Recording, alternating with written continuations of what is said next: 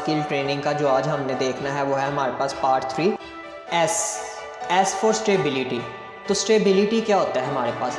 Stability का मतलब होता है कि आप अपनी लाइफ में कितना स्टेबल हो, ये होता है मतलब स्टेबिलिटी का। हमने उस साइकोलॉजी को समझना है जो कि कामयाब लोगों की साइकोलॉजी होती है। उन फर्स्ट हैबिट भी हमने यही पढ़ा था कि बी प्रोएक्टिव, लोग रिएक्टिव होते। लाइफ में ट्रेड ऑफ का क्या मतलब है? लाइफ में ट्रेड ऑफ का मतलब है कि आपको ज़िंदगी को कुछ देना पड़ेगा ताकि ज़िंदगी से आप कुछ ले सकें। तो हमने क्या करना है? फ्यूचर लर्निंग, अच्छी बातों को इनहेल करना है, बुरी बातें उनको हमने अपनी ज़िंदगी से क्या करना है, निकाल दीजिए। WS होता है विनिंग एटीट्यूड। विनिंग एटीट्यूड में ना आप कामयाबी को ना, आपका जो एटीट्यूड होता है ना वो कामयाब लोगों वाला होता है। आप लाइफ में जो भी करने चलोगे ना, करने जाओगे, आप obviously from ground level start करोगे, ज़ीरो से स्टार्ट करोगे। अस्सलाम वालेकुम। तो कैसे हैं आप सब लोग? हो सो आप सब ठीक ठाक खैरियत से होंगे। हम लोगों ने स्किल ट्रेनिंग स्टार्ट की थी। स्किल ट्रेनिंग का पार्ट 1 और पार्ट 2 हम लोग पढ़ चुके थे। From A to R, ready to teach and learn, यहाँ तक हम लोगों ने देख लिया था।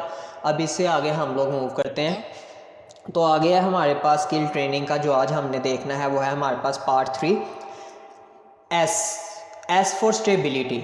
तो स्टेबिलिटी क्या होता है हमारे पास? स्टेबिलिटी का मतलब होता है कि आप अपनी लाइफ में कितना स्टेबल हो, ये होता है मतलब स्टेबिलिटी का। अब इसको ऐसे समझो, स्टेबिलिटी से मुराद है जैसे फिज़िक्स में इक्विलिब्रियम नहीं पढ़ते हम लोग कि कोई भी पर्सन जो है, कोई भी इंसान वो लाइफ में कितना स्टेबल है, वो कितना कामयाब समझ लो, तो वो होती है स्टेबिलिटी। पिक्चर में आप लोग देख सकते हो स्टेबिलिटी इन लाइफ में। एक पिक्चर आपके पास के मुख्तलिफ पत्थर हैं, उन पत्थरों को इस तरह से अरेंज किया हुआ है कि वो क्या हो गए हमारे पास, स्टेबल हो गए हुए हैं। इसी तरह हमारे पास स्टेबिलिटी ऑफ लाइफ में हमने क्या करना है, हमने अपनी लाइफ में खुद को स्टेबल करना है। और ख़ुद को स्टेबल करने के लिए हमने देखना है कि हम किन किन एरियाज़ पर वर्क करके ख़ुद को स्टेबल कर सकते हैं। इसमें जो एरियाज़ हैं नेक्स्ट स्लाइड में हमारे पास है। सबसे पहले हमने ख़ुद को साइकोलॉजिकली अपना स्टेबल करना है। अब साइकोलॉजिकली हम कैसे स्टेबल कर सकते हैं? साइकोलॉजिकली स्टेबल करने के लिए आपको मेंटली तौर पर स्ट्रॉन्ग होना पड़ेगा। और यूँ समझ लो, याद करो हम 7 हैबिट्स पढ़ रहे थे तो हमने उस पर देखा था हमारे पास ना एक इमोशनल बैंक अकाउंट था। तो उस इमोशनल बैंक अकाउंट के अंदर हमें अच्छे इमोशंस को डालना पड़ेगा और हमने उस साइकोलॉजी को समझना है जो कि कामयाब लोगों की साइकोलॉजी होती है। उन कामयाब लोगों की साइकोलॉजी को समझेंगे, उन पर वर्किंग करेंगे तो आहिस्ता आहिस्ता आहिस्ता आहिस्ता हम साइकोलॉजिकली स्टेबल हो जाएंगे। आपने अक्सर देखा होगा, फर्स्ट हैबिट भी हमने यही पढ़ा था कि बी प्रोएक्टिव, लोग रिएक्टिव होते हैं और वो साइकोलॉजिकली ना बड़े यूँ समझ लो कि डिप्रेस्ड होते हैं, फ़ौरन से वो रिएक्ट कर देते हैं, गुस्से में आ जाते हैं, परेशान हो जाते हैं, वो साइकोलॉजिकली थोड़े से वीक होते हैं। तो हमने उस साइकोलॉजिकली उनको क्या करना है, थोड़ा सा स्टेबल करना है। उसके बाद हमने सोशली स्टेबल होना है। देखो, बीइंग अ ह्यूमन, हम एक सोशल एनिमल हैं। ह्यूमन बीइंग्स बायोलॉजी में हम लोग देखते हैं हम क्या हैं, सोशल एनिमल्स। तो बीइंग अ ह्यूमन हमने ख़ुद को सोशली कैसे लेकर चलना है, हमने इस पर भी फोकस करना है। हमने अपना एक हल्का अहबाब सोशल, देखो ज़िंदगी में मुख्तलिफ़ किस्म के लोगों के साथ हमारे वास्ते पड़ते हैं, उन सब को कैसे लेकर चलना है, इस पर हमने स्टेबिलिटी और इस पर वर्किंग करनी है। उसके बाद है टेम्परल या फिज़िकल। टेम्परल जैसे वो शो टेम्परामेंट, गुस्सा, इमोशन, तो इमोशनली ख़ुद को कैसे स्टेबल करना है, इस पे वो पूरी हैबिट थी हमारे पास। या तो आप लोगों को शार्पन सा 7th हैबिट जो थी हमारे पास, उसमें हमने देखा था कि हमने मेंटली ख़ुद को कैसे स्ट्रॉन्ग करना है, स्टेबल करना है, फिज़िकली कैसे स्टेबल करना है, इमोशनली कैसे स्टेबल करना है, ये सारा हम उसमें देख कर आ चुके थे। और लास्ट पर है हमारे पास फाइनेंशियली स्टेबिलिटी। ये पूरा एक ना किसी दिन लेक्चर ना सिर्फ फाइनेंशियल स्टेबिलिटी पर रिकॉर्ड करवाऊंगा तुम लोगों को कि फाइनेंशियल स्टेबिलिटी हमारे पास क्या होती है। फाइनेंशियल स्टेबिलिटी है कि आपके पास इतना पैसा हो कि आपको ना टैग दे के चीज़ ना ख़रीदनी पड़े। मिसाल के तौर पे आप रेस्टोरेंट में जाते हो, तो आपको ना लेफ़्ट साइड देखनी पड़े बस कि खाने में दिल देखनी पड़े बस कि खाने में दिल क्या कर रहा है, ये ना देखना पड़े कि राइट साइड पर कितनी अमाउंट लिखी हुई है। तो ये होती है फाइनेंशियल स्टेबिलिटी। नेक्स्ट है हमारे पास ट्रेड ऑफ। ट्रेड ऑफ का क्या मतलब है? ट्रेड ऑफ होता है लेन देन करना। जैसे अक्सर आपने देखा होगा कि आप कोई भी चीज़ ख़रीदने जाते हो तो आप पैसे देते हो, बदले में आपको चीज़ मिल जाती है। या पहले बार्टर सिस्टम होता था, दाल दी चावल मिल गए, चावल दिए दाल मिल गई, आटा गंदम दी आपको बाजरा मिल गया, मतलब लेन देन का निज़ाम तब से चला आ रहा है, आगे तक चलते रहना है। लाइफ में ट्रेड ऑफ का क्या मतलब है? लाइफ में ट्रेड ऑफ का मतलब है कि आपको ज़िंदगी को कुछ देना पड़ेगा ताकि ज़िंदगी से आप कुछ ले सकें। ज़िंदगी हमें वही देती है जो हमने ज़िंदगी को दिया होता है। इसके लिए ऐसे समझ लो कि इसको वन वर्ड अगर मैं बताना चाहूँ तो यह है सैक्रिफाइस। नेपोलियन हिल अपनी book think and grow rich, उसमें वो कहते हैं कि सबसे पहले आप नोट डाउन करो आप क्या चाहते हो, आप ज़िंदगी में कहाँ पर ख़ुद को देखना चाहते हो, कितना कामयाब देखना चाहते हो, कितने आप फाइनेंशियली ख़ुद को स्टेबल देखना चाहते हो। सबसे पहले वो लिखो, यानी आप लाइफ में क्या करना चाहते हो, क्या आप बनना चाहते हो, वो लिखो। और दूसरे नंबर पर उसके लिए क्या सेक्रीफाइस करना चाहते हो, क्या छोड़ना चाहते हो। यही है ना ट्रेड ऑफ, कि क्या लेना चाहते हो और बदले में क्या देना चाहते हो। This is trade of.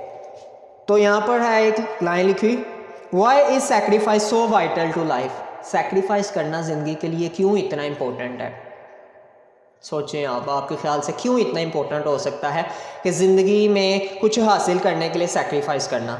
उसका आंसर भी नीचे लिखा हुआ है, great achievement is usually born of great sacrifice. बड़ी कामयाबी के लिए आपको बड़ा सेक्रीफाइस करना पड़ता है। तो ग्रेट अचीवमेंट्स आपको ग्रेट सेक्रीफाइस से मिलती हैं। And is never the result of selfishness. अच्छा, ये खुद गर्जी का नतीजा नहीं होता, यानी ये नहीं होगा कि आप कहें कि मैं सोऊं भी पूरा टाइम, करूं भी कोई काम ना, मैं शादियां भी अटेंड करूं, मैं इधर दोस्तों के महफिल में भी जाऊं, मैं घूमूं फिरूं भी और मैंने जो सोचा होगा वो अचीव भी कर लूं। ऐसे नहीं होगा। मिसाल के तौर पर बीइंग अ स्टूडेंट आप कहते हो आपने कामयाबी लेनी है, आप अच्छे नंबर लेना चाहते हो सेकेंड ईयर के बाद, तो सबसे पहले देखो कि आप उन अच्छे नंबरों के लिए क्या छोड़ सकते हो। क्या टीवी छोड़ सकते हो, क्या मोबाइल छोड़ सकते हो, क्या बेजा या फजूल में जो आप अपना वक्त ज़ाया करते हो वो छोड़ सकते हो, क्या उन दोस्तों को, उन फैमिली मेम्बर्स को, उन लोगों को छोड़ सकते हो जो आपके उस कामयाबी के रास्ते में हर्डल्स हैं।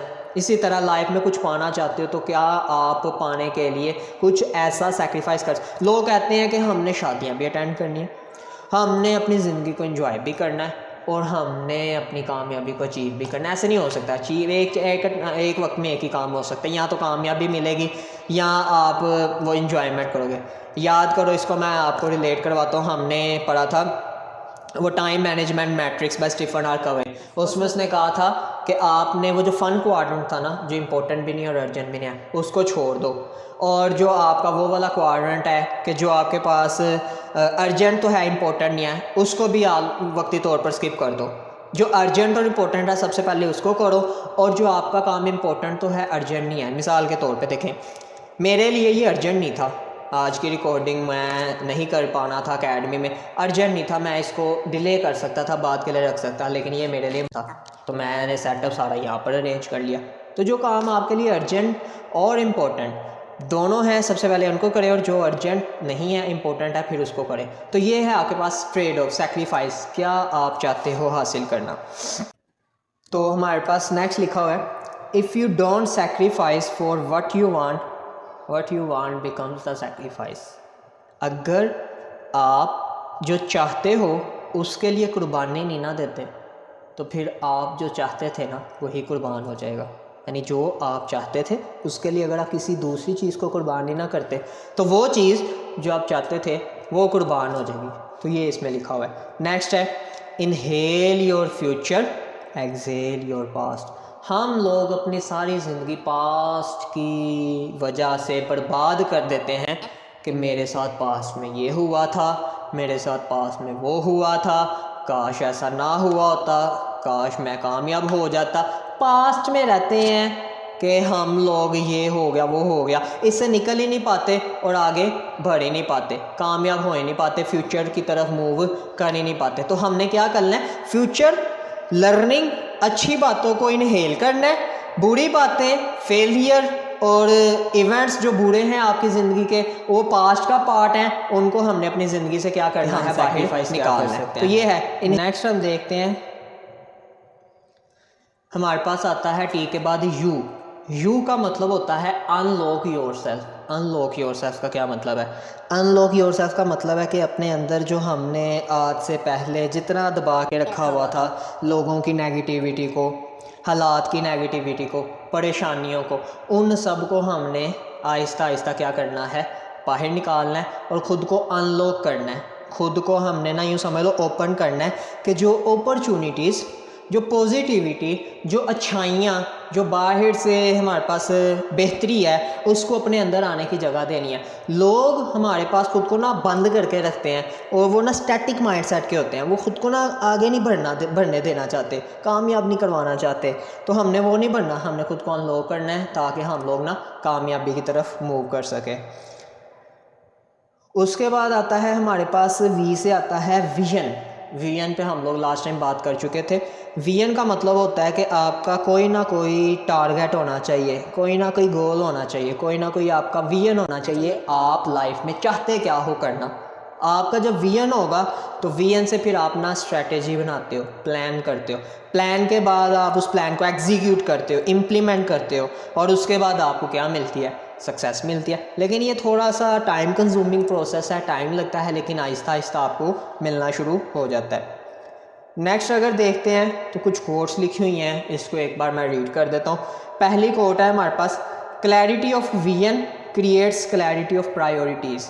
जब आपका विजन होता है ना कि आपने यहाँ पर जाना है, तो फिर आप ना प्रायोरिटीज़ भी उस लिहाज से डिसाइड करते हो।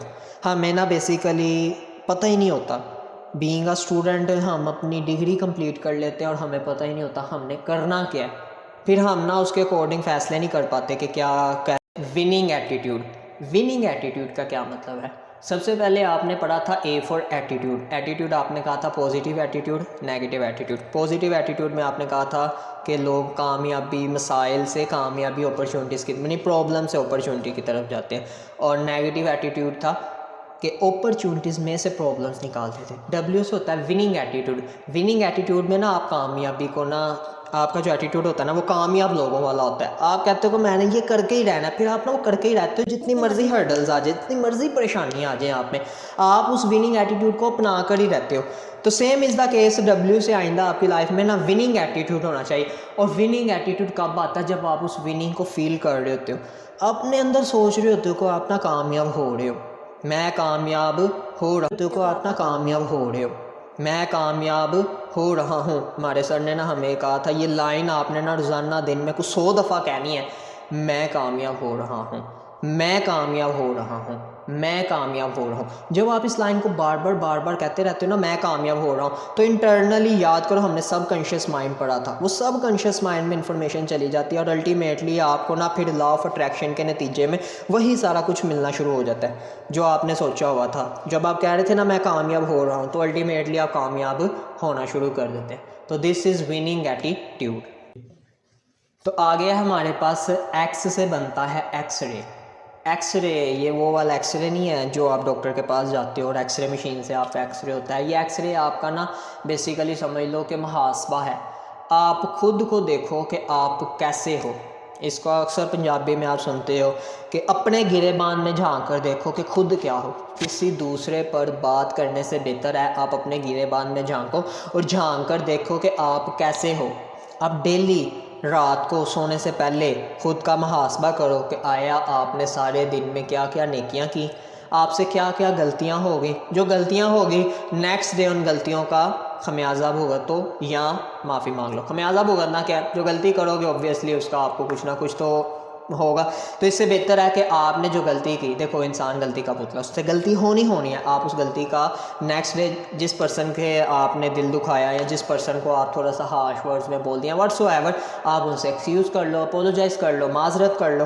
तो ये होता है एक्सरे। एक्सरे के लिए मतलब यहाँ एक वर्ड लिखा हुआ है इंट्रोस्पेक्शन। इंट्रोस्पेक्शन का मतलब होता है खुद का मुहासबा करना, खुद को देखना। जैसे आप पिक्चर में देख सकते हो कि एक आदमी वो खुद को देख रहा है। हम लोग दूसरों पर उंगली उठाते हैं कि तुमने ऐसे कर दिया, तुमने ऐसे कर दिया, हुकूमत ने ऐसे कर दिया। हम खुद पर नहीं ऑब्जर्व कर रहे होते कि हमने आया आज के दिन में क्या ऐसा काम किया है, क्या हम में गलती थी, अगर थी तो उसको एडमिट करो और उसको एक्सक्यूज़ करो। ये होता है हमारे पास एक्सरे। तो एक लाइन लिखी हुई है हमारे पास, take a good look at yourself before judging others. यानी किसी दूसरे को जज करने से पहले खुद को देख लो कि आप, पंजाबी च नहीं कहते हैं खुद किन्ने पानी चो, पहले ए वेख लो, यानी खुद कितने पानी में, पहले ये देख लो एज़ कम्पेयर टू आप दूसरे को कहो कि ये आपकी गलती है, आपकी वजह से ऐसा हुआ है। ठीक है, तो वाई से बनता है हमारे पास यस। इसमें मैंने बताना है पावर ऑफ यस, हाँ की क्या पावर है। इसके लिए आपके लिए एक मशवरा है कि आपने अपने मेंटोर्स चूज़ कर लिए, जो सीनियर्स आपको लगता है कि आपके ख्याल से बेहतर हैं, जो कामयाब लोग हैं, फिर आपने उनकी बात भी माननी है। हम लोग कामयाब लोगों को तो यानी है वो क्या कहते हैं, अल्लाह को तो मानते हैं, अल्लाह की नहीं मानते। हम किसी को फॉलो तो करते हैं लेकिन उनकी बातों को फॉलो नहीं करते। इसीलिए आपने यस यानी आपको कोई भी नेकी की, अच्छा इतना बीइंग अ ह्यूमन आपको पता चल जाता है कि नेकी और बदी की बातें क्या हैं।